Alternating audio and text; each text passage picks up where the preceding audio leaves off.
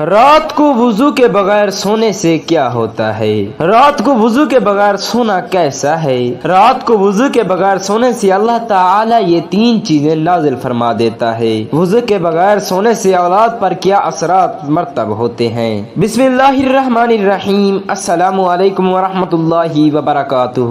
محترم ناظرین، حضرت عبداللہ بن مسعود رضی اللہ تعالی عنہ سے روایت ہے، انہوں نے کہا حضور اقدس نور مجسم صلی اللہ علیہ وسلم نے عشاء کی نماز ادا کی اور پھر حضرت عبداللہ بن مسعود رضی اللہ تعالی عنہ کا ہاتھ پکڑا اور چلتے ہوئے آپ بطحا کی طرف نکل گئے۔ پھر آپ صلی اللہ علیہ وسلم نے حضرت عبداللہ بن مسعود رضی اللہ تعالی عنہ کو بٹھایا اور ان کے گرد ایک دائرہ کھینچ دیا اور فرمایا یہاں سے باہر نہ نکلنا یہاں تک کہ تمہارے پاس کچھ لوگ آئیں گے، تم ان سے کلام نہ کرنا، وہ بھی تم سے کلام نہیں کریں گے۔ پھر آپ صلی اللہ علیہ وسلم نے جدھر کا ارادہ فرمایا ادھر چلے گئے۔ اس دوران میں اپنے دائرے میں بیٹھا رہا جبکہ کچھ لوگ میرے پاس آئے، گویا کہ وہ اپنے بازوں اور جسموں کے اعتبار سے جٹ تھے، نہ رہے انہوں نے لباس پہنا ہوا تھا اور نہ ہی وہ برہنہ معلوم ہوتے تھے۔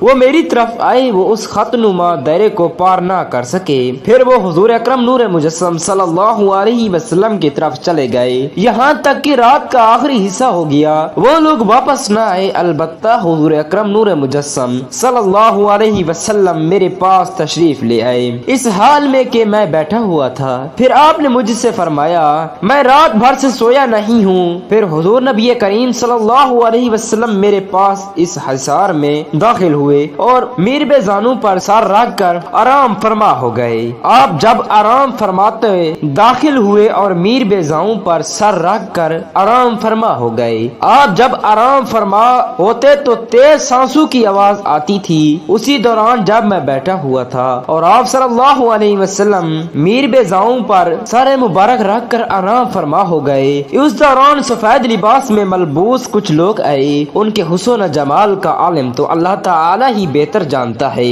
ان کی آنے کی انتہا میرے پاس ہوئی۔ ان میں سے ایک گروہ حضور نبی کریم صلی اللہ علیہ وسلم کے سر مبارک کی طرف آ کھڑا اور ایک گروہ آپ کے مبارک قدموں کی طرف آ کر کھڑا ہو گیا۔ پھر انہوں نے آپس میں کہا میں نے آج تک کوئی بھی نبی ایسا نہیں دیکھا جتنی عنایت اس نبی پر ہوئی ہے۔ ان کی دونوں آنکھیں سو جاتی ہیں لیکن ان کا دل جاگتا رہتا ہے۔ انہوں نے آپ صلی اللہ علیہ وسلم کی مثال یہ دی کہ جیسے ایک سردار نے لوگوں کو اپنے کھانے اور پینے کی طرف بلایا، جن لوگوں نے ان کی دعوت قبول کی تو اس کا کھانا کھایا اور اس کی سبیل سے پانی پیا، اور جس نے اس کی دعوت قبول نہ کی تو اس نے عذاب پایا۔ پھر وہ لوگ چلے گئے۔ پھر حضور اقدس صلی اللہ علیہ وسلم اس وقت نیند سے بیدار ہوئے تو کہنے لگے جو انہوں نے کہا وہ تم نے سنا، اور کیا تم جانتی ہو کہ وہ کون لوگ تھے؟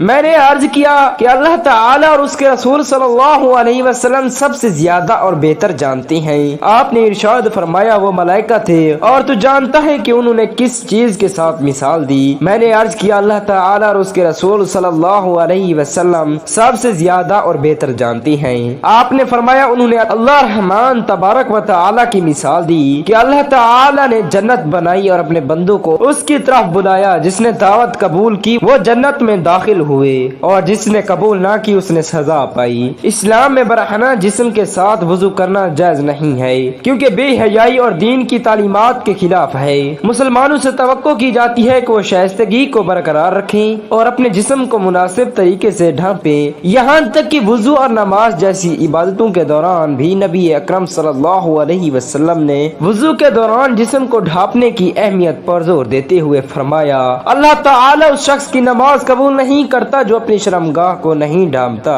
وضو کرتے وقت مسلمانوں سے توقع کی جاتی ہے کہ وہ اپنے جسم کو کم از کم لباس سے ڈھانپیں جیسے لنگوٹی یا لمی قمیض۔ شائستگی کو برقرار رکھنے کے لیے وضو کے دوران جسم کو بے نقاب کرنے کا اس اصول کے خلاف ورزی سمجھا جاتا ہے اور اس سے وضو اور اس کے بعد کی نماز باطل ہو سکتی ہے۔ بغیر وضو کے سونے کے چند نتائج یہ ہیں۔ معمولی گناہ، بغیر وضو کے سونا گناہ کبیرہ سمجھا جاتا ہے لیکن جاگتے ہی وضو کرنے سے یہ آسانی سے معاف ہو جاتا ہے۔ روحانی نشوونما کا فقدان، سونے سے پہلے وضو کو نظر انداز کرنا نظم و ضبط کی کمی اور اللہ تعالی کے احکامات کی اطاعت کی طرف اشارہ کر سکتا ہے جو ممکنہ طور پر روحانی نشوونما میں رکاوٹ ہے۔ برے وسوسوں کا بڑھتا ہوا خطرہ، وضو کے بغیر سونا آپ کو نیند کے دوران شیطانی وسوسوں اور طریق خیالات کا زیادہ شکار بنا سکتا ہے۔ ان نتائج سے بچنے کے لیے سونے سے پہلے وضو کرنے اور اس اہم اسلامی رسم کی مستقل مشق کو برقرار رکھنے کی سفارش کی جاتی ہے۔ اگر کوئی شخص سونے سے پہلے وضو کرنے میں مسلسل کوتاہی کرتا ہے تو یہ نظم و ضبط کی کمی اور اللہ تعالی کے احکامات کی اطاعت کی طرف اشارہ کر سکتا ہے۔ اس کا بالواسطہ طور پر ان کے بچوں پر مندرجہ ذیل طریقوں سے اثر پڑ سکتا ہے۔ بچے اپنے والدین کی عادات پر سیکھتے ہیں اور وضو اور دیگر اسلامی طریقوں کی اہمیت کو نظر انداز کر سکتے ہیں۔ والدین میں روحانی نشوونما اور نظم و ضبط کا فقدان اپنے بچوں کو صحیح طریقے سے رہنمائی کرنے اور سکھانے کی ان کی صلاحیت کو متاثر کر سکتا ہے۔ وضو اور دیگر اسلامی طریقوں کو نظر انداز کرنا اللہ تعالیٰ کے ساتھ کمزور تعلق کا باعث بن سکتا ہے، ممکنہ طور پر بچوں سمیت پورے خاندان کی روحانی نشوونما اور فلاح و بہبود کو متاثر کر سکتا ہے۔ حضور صلی اللہ علیہ وسلم نے فرمایا اللہ تعالیٰ تجھے ہدایت پر قائم رکھے۔ آمین ثم آمین، جزاک اللہ خیرا کثیرا۔